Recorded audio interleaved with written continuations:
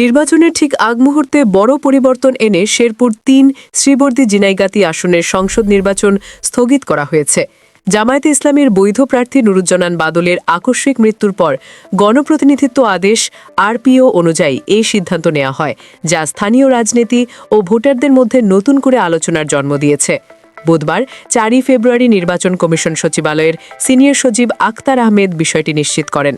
তিনি জানান, গণপ্রতিনিধিত্ব আদেশ ১৯৭২-এর অনুচ্ছেদ ১৭-র ১ উপধারায় স্পষ্টভাবে বলা রয়েছে, মনোনয়নপত্র প্রত্যাহারের সময়সীমা পার হওয়ার পর এবং ভোট গ্রহণের আগে কোনো বৈধভাবে মনোনীত প্রার্থী মৃত্যুবরণ করলে সংশ্লিষ্ট আসনের নির্বাচনী কার্যক্রম তাৎক্ষণিকভাবে বাতিল বা স্থগিত করতে হবে। আইন অনুযায়ী এই বিধান কার্যকর হওয়ার জন্য প্রার্থীকে নির্বাচন কমিশন কর্তৃক বৈধ প্রার্থী হিসেবে স্বীকৃত হতে হয়। নুরুজ্জামান বাদল নির্বাচন কমিশনের ঘোষিত বৈধ প্রার্থী হওয়ায় আইনানুগ প্রক্রিয়া অনুসরণ করে শেরপুর ৩ আসনের নির্বাচন স্থগিত করা হয়েছে। প্রার্থীর মৃত্যুর খবর নিশ্চিত হওয়ার পর সংশ্লিষ্ট রিটার্নিং কর্মকর্তা একটি গণবিজ্ঞপ্তির মাধ্যমে ওই আসনের নির্বাচন কার্যক্রম বাতিলের ঘোষণা দেবেন। পরবর্তী সময়ে নির্বাচন কমিশন পরিস্থিতি পর্যালোচনা করে নতুন তফসিল ঘোষণা করবে, যার মাধ্যমে পুনরায় ভোট গ্রহণের তারিখ ও সময় নির্ধারণ করা হবে।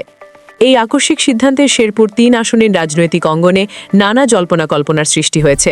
নতুন তফসিল ঘোষণার মাধ্যমে নির্বাচনের ভবিষ্যৎ কিভাবে এগোবে এ নিয়ে ভোটার ও রাজনৈতিক মহলের দৃষ্টি এখন নির্বাচন কমিশনের পরবর্তী পদক্ষেপের দিকে নিবদ্ধ রয়েছে।